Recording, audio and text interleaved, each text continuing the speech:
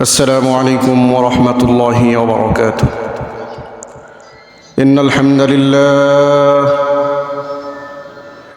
لله الأكرم الذي خلق الإنسان وكرم وعلمه من البيان ما لم يعلم، فسبحان الذي لا يحصى امتنانه باللسان ولا بالقلم، ونشهد أن لا إله إلا الله وحده لا شريك له، ونشهد أن سيدنا وسندنا وحبيبنا وطبيبنا وطبيب قلوبنا ومولانا محمدا عبده ورسوله.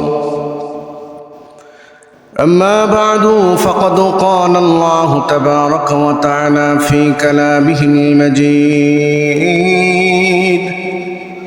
وفي فرقانه الحميد: أعوذ بالله من الشيطان الرجيم، بسم الله الرحمن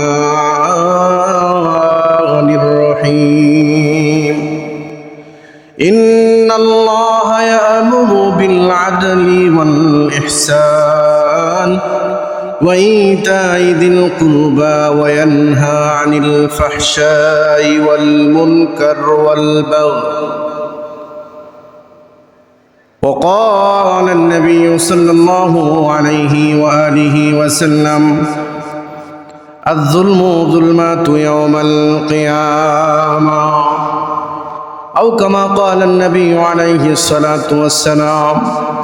وقال تبارك وتعالى في شان حبيبه آمرا ومخبرا: إن الله وملائكته يصلون على النبي يا أيها الذين آمنوا صلوا عليه وسلموا تسليما. اللهم صل على محمد وعلى آل محمد كما صليت على إبراهيم وعلى آل إبراهيم إنك حميد مجيد. اللهم بارك على محمد وعلى آل محمد كما باركت على إبراهيم وعلى آل إبراهيم إنك حميد مجيد. بلغ العلا بكماله، كشف الدجى بجماله، حسنت جميع خصاله، صلوا عليه وآله। কোথায় গেলে পাবো তোমায়, বলে দাও আমারে। কোথায় গেলে পাবো তোমায়, বলে দাও আমারে। তোমার দেখা পাবো কবে, সেদিন কত দূরে। পাবো কি তোমারে, বালাগাল উলা بكماله كشف الدجى بجماله، حسنت جميع خصاله، صلوا عليه وآله. صدق الله مولانا العظيم وصدق رسوله النبي الكريم، ونحن على ذلك لمن الشاهدين والشاكرين، والحمد لله رب العالمين. আলহামদুলিল্লাহ। মুআজ্জিজ হাজিরিন, আল্লাহ তাবারক ওয়া তাআলার শান দরবারে কালিমাতুশ শুকর আদায় করছি যে আল্লাহ সুবহানাহু ওয়া তাআলা আজকে অত্যন্ত দয়া করে ভালোবেসে আমাদেরকে সুস্থতার নিয়ামত বাড়িয়ে দিয়ে তার গোলামি করার জন্য শীতকে উপেক্ষা করে সবার আগে মসজিদে আসার এবং বসার তৌফিক দান করেছেন। আমরা আসতে পেরেছি এবং বসতে পেরেছি, এই জন্য সেই মহান মালিকের দরবারে কালিমাতুশ শুকর সবাই বলি আলহামদুলিল্লাহ। লক্ষ লক্ষ দরুদ এবং সালাম বর্ষিত হোক সরকারে দোজাহান শফিউল মুসলিমিন সঈদুল আম্বিয়া ওয়াল মুরসালিন খাতামুন নবিয়্যিন রাহমাতুল লিল আলামিন জনাবে মুহাম্মদুর রাসূলুল্লাহ সাল্লাল্লাহু আলাইহি ওয়াসাল্লামের উপর। সম্মানিত ভাইরা, আল্লাহ সুবহানাহু ওয়া তাআলা জুলুমকারীকে পছন্দ করেন না। অত্যাচার যারা করে তাদেরকে আল্লাহ পাক ভালোবাসেন না। আল্লাহ সুবহানাহু ওয়া তাআলা যফরন্ত দয়া এবং ভালোবাসা দিয়েছেন। এই ভালোবাসা দিয়ে যারা মানবতার সামনে দাঁড়ায়, আল্লাহ সুবহানাহু ওয়া তাআলা তার ইজ্জত এবং সম্মান এবং আকার বৃদ্ধি করেন। সুবহানাল্লাহ। এই জন্য মানবতার চাইতে পৃথিবীতে আর দামি কোনো জিনিস নাই। মনুষ্যত্ব হলো এমন একটা বিষয় যে মানুষের পাশে দাঁড়ানো, সুখে দুঃখে মানুষকে ভালোবাসা, মানুষের জীবনকে দুর্বিষন্নতা থেকে হেফাজত করা এবং বিভিন্নভাবে তাকে বিপদের মধ্যে না ফেলে দিয়ে কেমন করে উদ্ধার অভিযান করা যায় এটা করা। আমি আজকে যে বিষয়টা উপস্থাপন করবো ইনশাআল্লাহ, ওয়া তৌফিক ইল্লা বিল্লাহ, আল্লাহ যদি চান, সেটা হলো আদল এবং ইনসাফ ভিত্তিক। প্রত্যেকটা মানুষের মধ্যে আদল এবং ইনসাফের যে নমুনা এটা থাকা দরকার। অর্থাৎ আদল এবং ইনসাফের তাৎপর্য এবং গুরুত্ব কেমন হওয়া দরকার। আপনারা জানেন এমন কোনো জুমা নেই যে জুমাতে ইমাম সাহেবরা দাঁড়িয়ে এই আয়াতে কারিমা পড়ে না, যে আয়াতে কারিমা তেলাওয়াত করেছি আমি। ইন্নাল্লাহা ইয়া'মুরু বিল আদলি ওয়াল ইহসান ওয়া ইতা'i যিল কুরবা ওয়া ইয়ানহা আনিল ফাহশাই ওয়াল মুনকার ওয়াল বাগি। এই আয়াতে কারিমার মধ্যে আল্লাহ সুবহানাহু ওয়া তাআলা তিনটা বিষয়কে আদেশ দিয়েছেন, করার জন্য হুকুম করেছেন, বাধ্যতা করেছেন, আদেশ দিয়েছেন আল্লাহ পাক যে তিনটা বিষয় করতে হবে এবং তিনটা বিষয়কে নিষেধ করেছেন।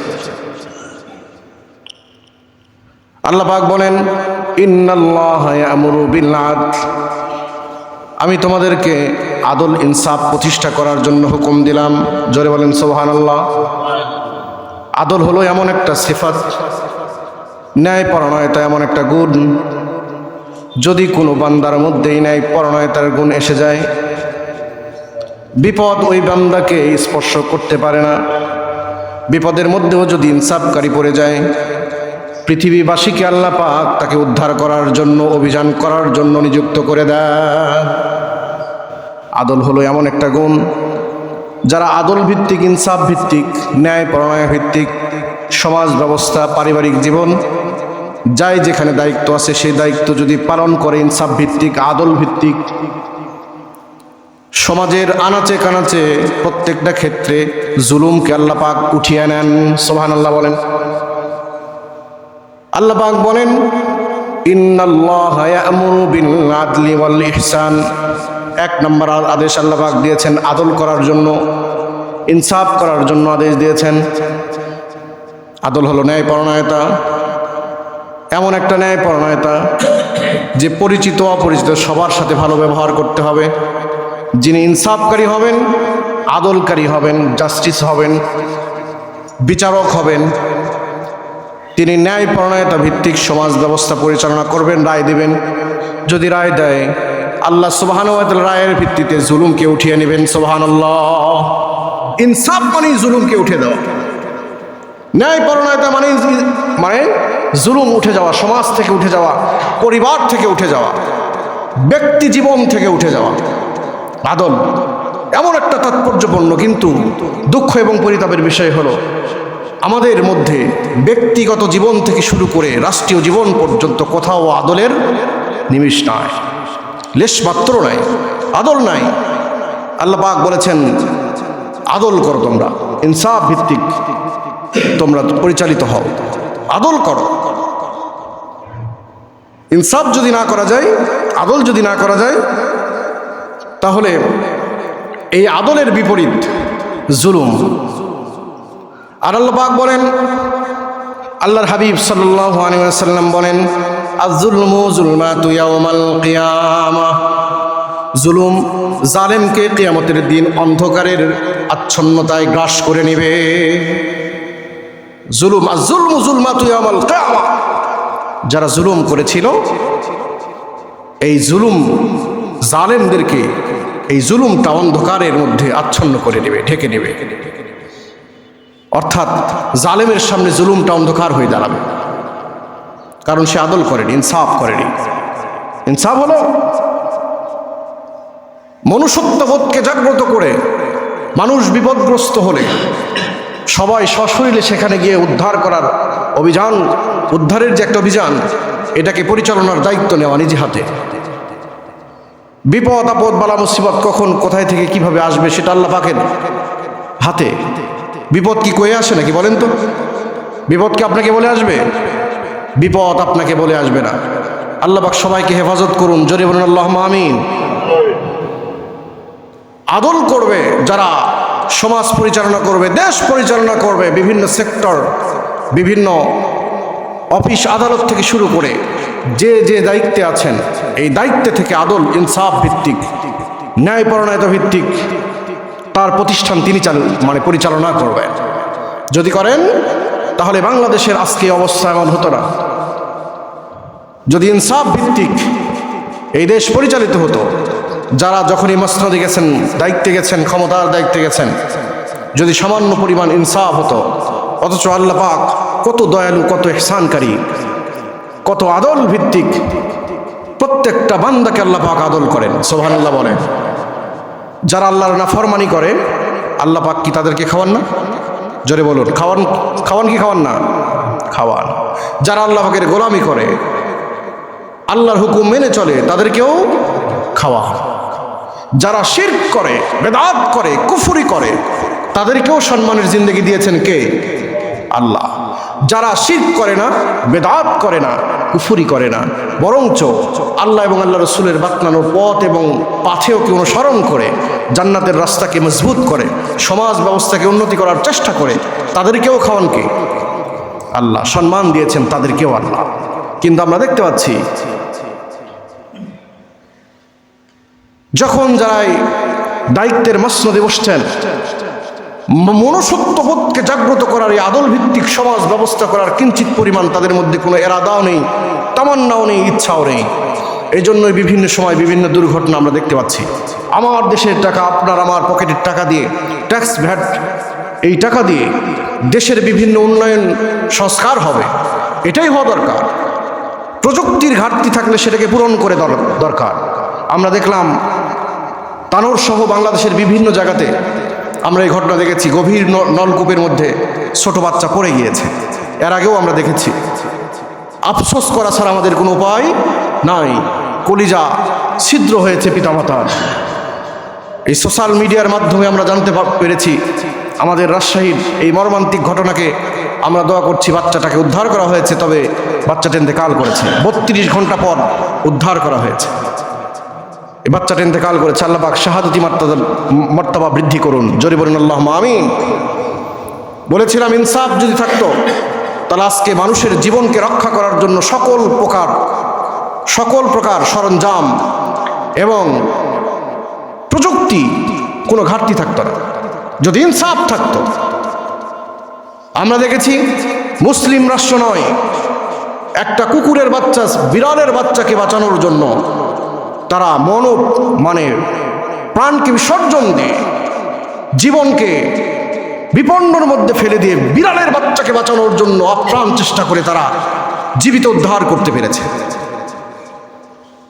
উন্নতি প্রযুক্তি ব্যবহার করে তারা এই কাজ করেছে। কিন্তু আমরা একের পর এক দুর্ঘটনা দেখছি, কোনো উন্নতি নাই। এর বিপরীত কি হচ্ছে? যার কলিজার টুকরো সন্তান হারাচ্ছেন, তিনি ব্যতীত ছাড়া পৃথিবীর কেউ, সবাই আফসোস, আর পিতামাতার কলিজা ছিদ্র হয়ে যাচ্ছে শুধু ইনসাফের অভাবের কারণে, আদলের অভাবের কারণে। যদি আদল ভিত্তিক এই দেশ পরিচালিত হতো, যারা মসনদে বসেছেন জনগণের টাকার দায়িত্বে নিয়ে প্রযুক্তির কোনো ঘাটতি রাখতেন না। একজন সরকারি কর্মকর্তার মাসে কত টাকা লাগলে তিনি তার হৃদয়টা শান্ত হবে। কত টাকা লাগে? শত শত কোটি কোটি টাকা একজনের অ্যাকাউন্টে ব্যালেন্সে জমা হয়েছে, আমরা দেখেছি।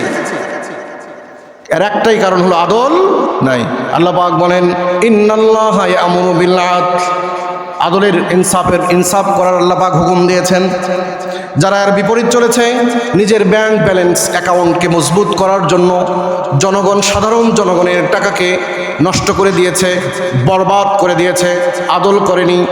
আদলের বিপরীত হলো জুলুম। তাহলে সে কি করেছে বলেন? জুলুম করেছে। কি করেছে বলেন? জোরে বলেন, কি করেছে? জুলুম করেছে, জুলুম। আর জুলমাতু ইয়াউমাল কিয়ামা, কিয়ামতের দিন এই জুলুম, এই জালেমকে অন্ধকারের মধ্যে, মানে তাকে অন্ধকার গ্রাস করে নেবে, বাঁচার কোনো উপায় নাই। গভীর নলকূপের মধ্যে একটা মানুষের বাচ্চা, মানবতা কোথায়? আমাদের ফায়ার সার্ভিস, তাদেরকে ধন্যবাদ জানাচ্ছি। আল্লাহ পাক এই বাহিনীগুলোকে আরো চৌকস বানিয়ে দিক, জোরে বলুন আল্লাহুম্মা আমিন। আমরা দেখছি বিভিন্ন দুর্যোগকে মোকাবেলা করার জন্য আমাদের ফায়ার সার্ভিসের ভাইয়েরা মনপ্রাণ উজাড় করে ভালোবাসা দিয়ে তারা এগিয়ে আসছেন। আমাদের ভালো লাগে এটা। এবং আমাদের যে সমস্ত বাহিনীরা আছেন, আমরা এখান থেকে তাদেরকে পাইগাম দিব আজকের মেম্বার থেকে, যে আপনারা জানেন আপনাদের মর্যাদা ইসলাম কতটুকু দিয়েছে, পুলিশ ভাইদের মর্যাদা কতটুকু দিয়েছে ইসলাম। সেনাবাহিনী, বিজিবি, বাংলাদেশের গোয়েন্দা থেকে শুরু করে যত বাহিনী আছে, তাদের মর্যাদা ইসলাম আকাশচুম্বী করেছেন। জোরে বলেন মারহাবা। এতটুকু করে দিয়েছেন ইসলাম।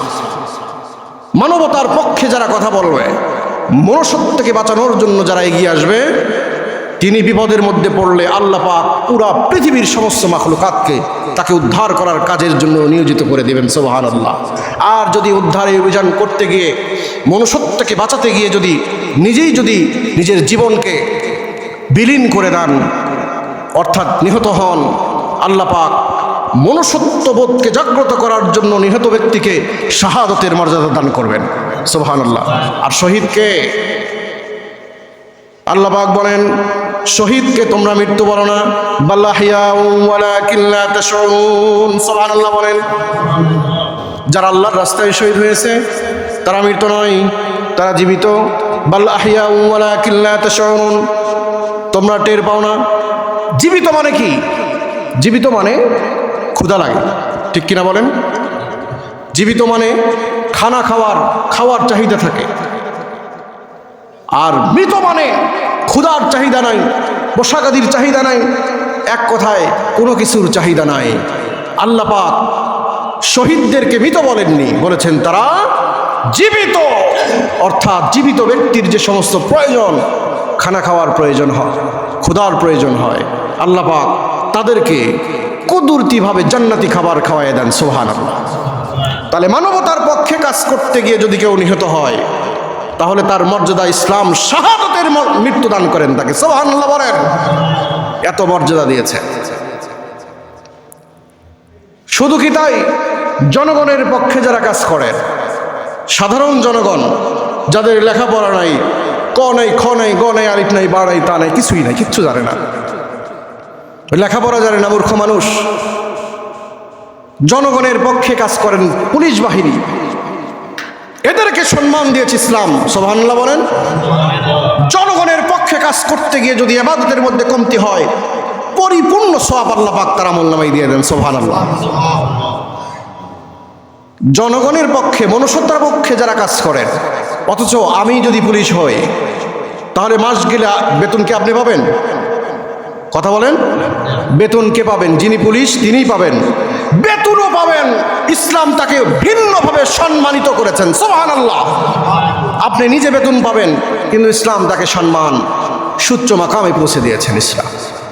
আবার ব্যক্তিগত কাজ, দায়িত্বে আছেন, দায়িত্বে থাকতে যদি হঠাৎ করে মৃত্যুবরণ করেন, যে কোনো ডিফেন্সের যারা আছেন, তারা দায়িত্বে থাকতে যদি মুসলমান হন, আর তার দায়িত্ব থাকা অবস্থায় যদি ইন্তেকাল করেন, জনগণের পাশে থাকার কারণে আল্লাহ পাক তাকেও শাহাদাতের মৃত্যু নসিব করাবেন।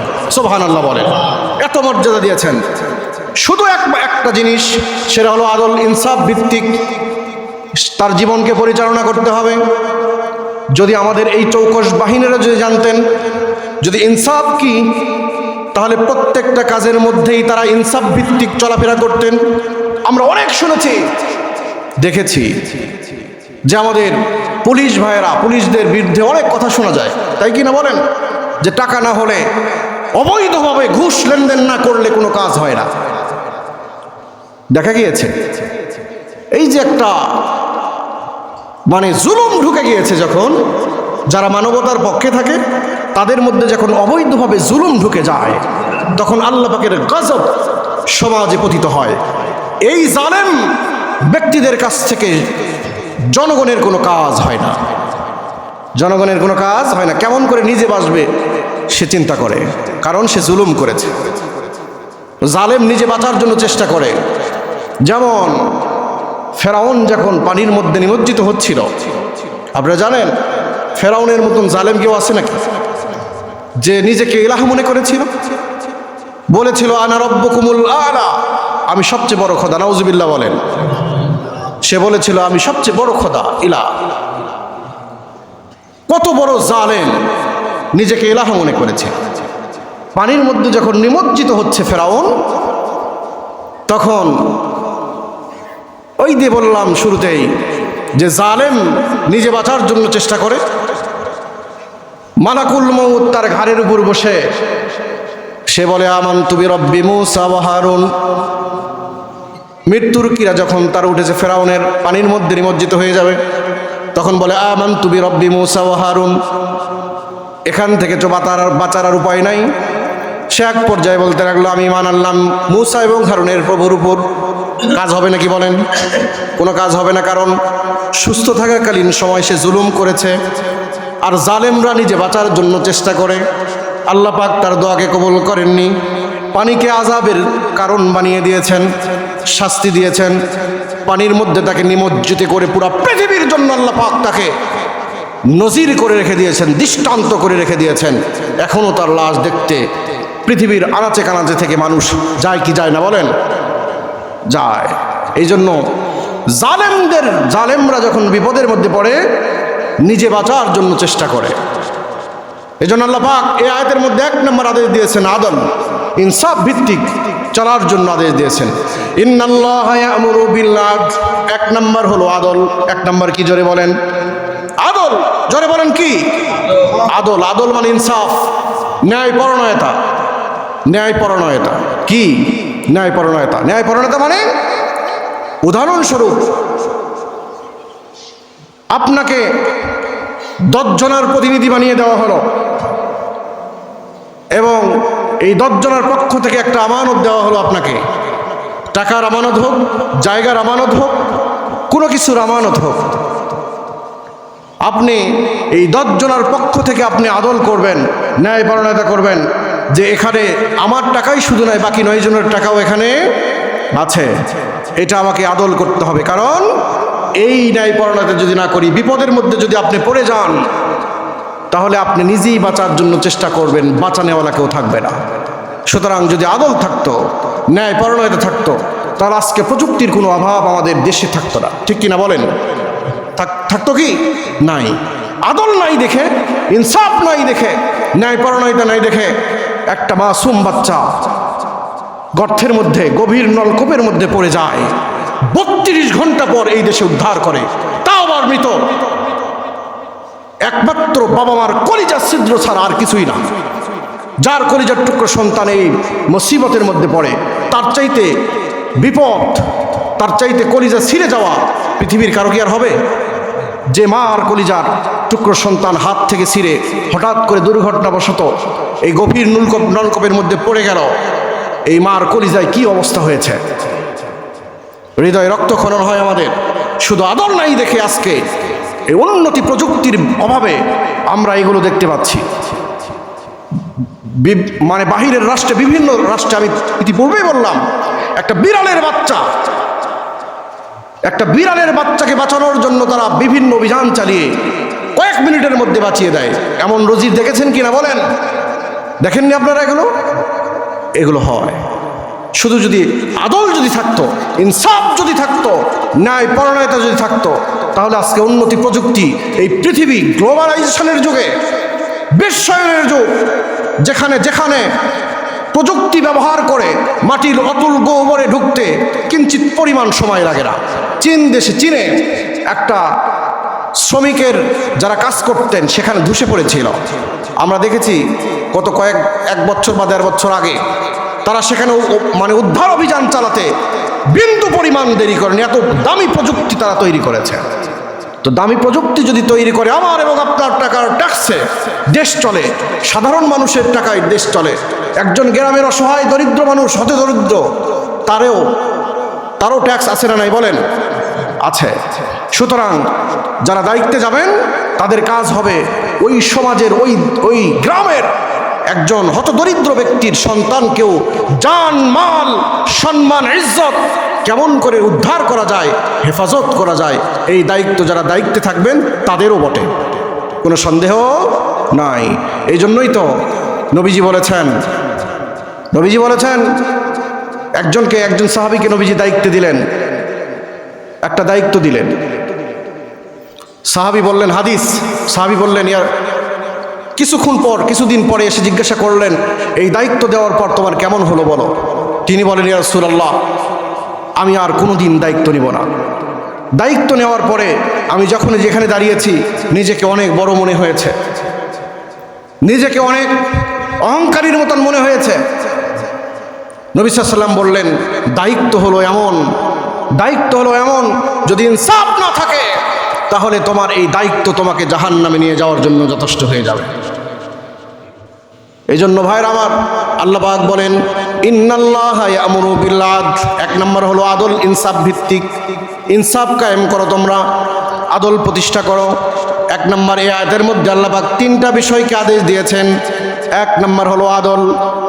আদল হলো এমন একটা জিনিস যে প্রত্যেকটা মানুষের জান এবং মালকে হেফাজত করার দায়িত্ব হলো যারা আদল হবে, ন্যায়পরায়ণতা হবে, তার উপর অটোমেটিক দায়িত্ব এসে যায়। তিনি যদি বিপরীত চলেন তাহলে সেটার নাম হলো জুলুম।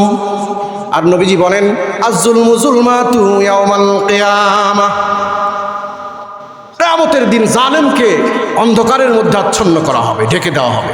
এই অন্ধকার কি কারেন্ট চলে গেলে যে অন্ধকার, সে অন্ধকার মনে করেছেন?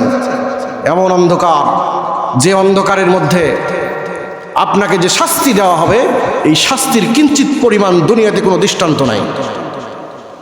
আল্লাহ হেফাজত করেন, জোরে বলুন আল্লাহুম্মা আমিন। 2 নম্বর আল্লাহ পাক বলেন, ওয়াল ইহসান। তোমরা ইহসান করো।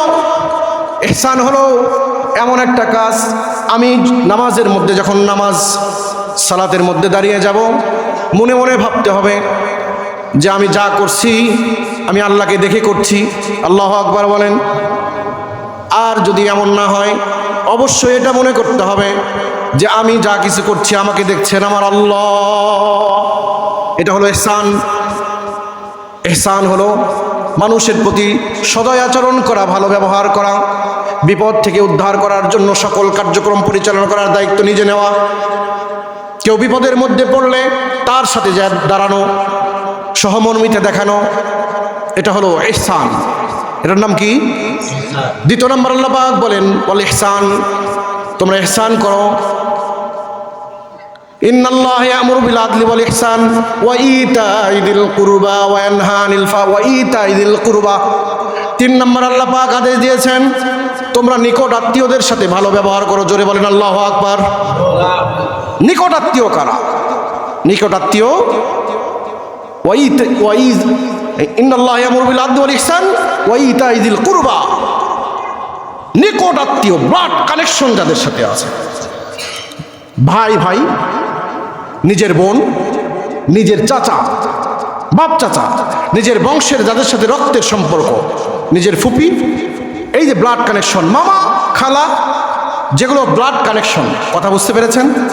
যাদের সাথে আপনার রক্তের কানেকশন আছে, সম্পর্ক আছে, তাদের সাথে ভালো ব্যবহার করার কথা ইসলাম দিয়েছে, আল্লাহ হুকুম দিয়েছেন।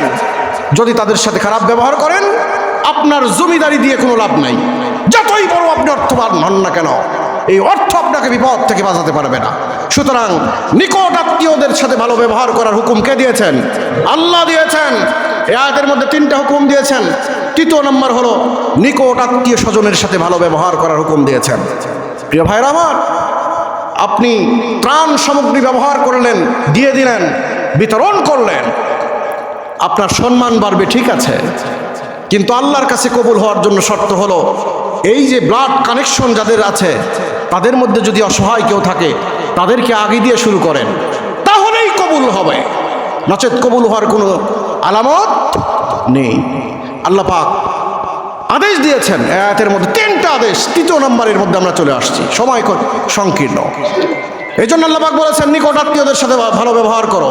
আমরা দেখেছি কি যুগ শুরু হয়েছে, কি সময় চলছে, নিজের আত্মীয়, নিজের স্বামী স্ত্রী, পিতামাতা, এর চাইতে কাছের মানুষ কেউ আছে নাকি বলেন? নিজের স্বামী স্ত্রীর চাইতে কাছের মানুষ কেউ আছে? কেউ নাই। জান্নাতি বন্ধন স্বামী স্ত্রী আপনি ইচ্ছা করে বিবাহ করেননি, মাথায় রাখবেন এটা। ইচ্ছা করে আপনার বিবি আপনার ঘরে আসতে পারবে না।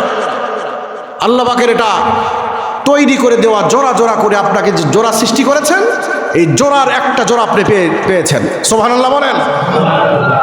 এই জোড়া হলো জান্নাতি জোড়া। এই দুনিয়াকে পিতামাতার দ্বারা শুরু হয়েছে না, স্বামী স্ত্রীর মাধ্যমে শুরু হয়েছে দুনিয়া। সুতরাং স্বামী স্ত্রীর মতন আপন পৃথিবীর কেউ আছে নাকি? কেউ নাই। হৃদয়ের সাথে হৃদয়ের মিল আল্লাহ পাক করে দিয়েছেন। আল্লাহ পাক বলেন হুন্না লিবাসুল লাকুম ওয়া আনতুম লিবাসুল লাহুন্না। জোরে বলেন সুবহানাল্লাহ। আল্লাহ পাক বলেন হুন্না লিবাসুল লাকুম, তোমার পোশাক তোমার স্ত্রী, তুমি তোমার স্ত্রীর পোশাক। সুবহানাল্লাহ। পোশাক কাকে বলে? আপনার শরীরের সাথে যে সবসময় লেগে থাকে সেটা হলো পোশাক। এই স্ত্রী, স্বামী, কিন্তু আমরা দেখতে পাচ্ছি সোশ্যাল মিডিয়ার মাধ্যমে স্ত্রীর কাছে স্বামী নিরাপদ? বলেন নিরাপদ নয়, কারণ ইনসাফ নাই, আদল নাই, নিকট আত্মীয়দের সাথে ভালো ব্যবহার নাই। নিজে কেমন করে বাঁচবো এই চিন্তায় আমরা নিমজ্জিত আছি, নিজে বাঁচার জন্য চিন্তা করছি। মনে করেন আগুন যদি কোনো বাড়িতে লাগে, সাইডে যদি কোনো ঘর থাকে, আপনি নিরাপদ? নিরাপদ নাকি? নিরাপদ নয়। কয়েকদিন আগে ঢাকার কোন বস্তিতে জানো? কলোনি বস্তিতে আগুন লেগেছিল। এক জায়গায় আগুন লেগেছে, পুরো বস্তি পুড়ে শেষ। যারা নিজে নিজে বাঁচার চেষ্টা করছি আমরা সাবধান হয়ে যাই যে নিজে বাঁচা যায় না, অন্যকে নিয়ে বাঁচতে হয়। অন্যকে বাঁচানোর জন্য পাথেও তৈরি করবেন, আল্লাহ পাক আপনাকে বাঁচিয়ে দিবেন। সুবহানাল্লাহ। এই জন্য নিকট আত্মীয়দের সাথে ভালো ব্যবহার করার কথা আল্লাহ পাক বলেছেন। 3টা আদেশ নিষেধ করেছেন। 3টা নিষেধ হলো, 1 নম্বর আল্লাহ পাক বলেছেন তোমরা ইন্নাল্লাহা ইয়ামুরু বিল আদলি ওয়াল ইহসান ওয়া ইতাইযিল কুরবা ওয়া ইয়ানহা আনিল ফাহশা ওয়াল মুনকার। ফাহিশা কাজ কারবার থেকে বেঁচে থাকার জন্য আল্লাহ পাক আদেশ দিয়েছেন। ফাহিশা কাজ মানে নগ্নতা, বেহায়াপনা, নির্লজ্জতা, এগুলো থেকে বাঁচার জন্য আল্লাহ পাক আদেশ দিয়েছেন, নিষেধ করেছেন। এগুলো থেকে বাঁচার জন্য আল্লাহ পাক কি করেছেন? নিষেধ করেছেন।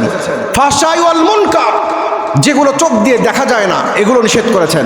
মোবাইল 100% ভালো, প্রযুক্তি ভালো, আপনাকে ভালো দিক নিয়ে যাবে, কিন্তু চোখের সামনে যখন উলঙ্গ বেহায়াপনা এই ভিডিওগুলো আসবে, আমার চাইতে যারা বড় আছেন আপনাদের সন্তানের মতো আমরা হুজুর দেখেই যে শুধু মানে আমাদের ফোন টিপার সময় এগুলো নগ্ন ভিডিও আসে না এমন নয়, কিন্তু মনে রাখবেন আপনার সন্তান যদি এগুলোকে স্ক্রিপ্ট করতে পারে, আপনি মুরব্বী হয়ে বাবা হয়ে কেমন করে এই ভিডিও, নগ্ন ভিডিও দেখেন? লজ্জা থাকা দরকার আপনার সন্তান। আমরা যদি এগুলোকে স্ক্রিপ্ট করতে পারি, মুরব্বী যারা আছেন তারা এই নগ্ন ভিডিওগুলো স্ক্রিপ্ট করতে পারবেন না ইনশাল্লাহ? জোরে বলেন ইনশাল্লাহ। নগ্ন ভিডিওগুলো স্ক্রিপ্ট করে দিবেন, দেখবেন না, ভালো দেখবেন, অনেক নসিহা আছে, অনেক বিষয় আছে, এগুলো দেখবেন। 3য় নম্বর নিষেধ করেছেন ওয়াল বাগি, সীমা লঙ্ঘন করাকে নিষেধ করেছেন। যে বিষয় জানেন না, ইসলাম নিয়ে জানেন না, আল্লাহ এবং আল্লাহ রসুল নিয়ে জানেন না, এই বিষয় নিয়ে মন্তব্য করা থেকে বেঁচে থাকার চেষ্টা করবেন ইনশাল্লাহ। বলেন 3টা আদেশ দিয়েছেন, 3টা নিষেধ করেছেন। সংক্ষিপ্ত সময় দেখে আমি সংক্ষিপ্তভাবে আলোচনা করলাম, অনেক কথা ছিল। আল্লাহ সুবহানাহু ওয়া তাআলা আবার সুযোগ দিলে আলোচনা করবে ইনশাল্লাহ। আল্লাহ পাক আমাদেরকে আজকের এই সংক্ষিপ্ত আলোচনা থেকে, গুরুত্বপূর্ণ আলোচনা এটা ছিল, এই সংক্ষিপ্ত আলোচনা থেকে আল্লাহ পাক আমাদেরকে নিজে নিজে আমল করার তৌফিক দান করেন, আল্লাহুম্মা আমিন।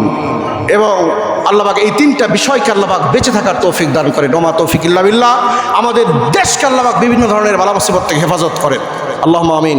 আমরা রাজশাহীর লোক, ঠিক কিনা বলেন?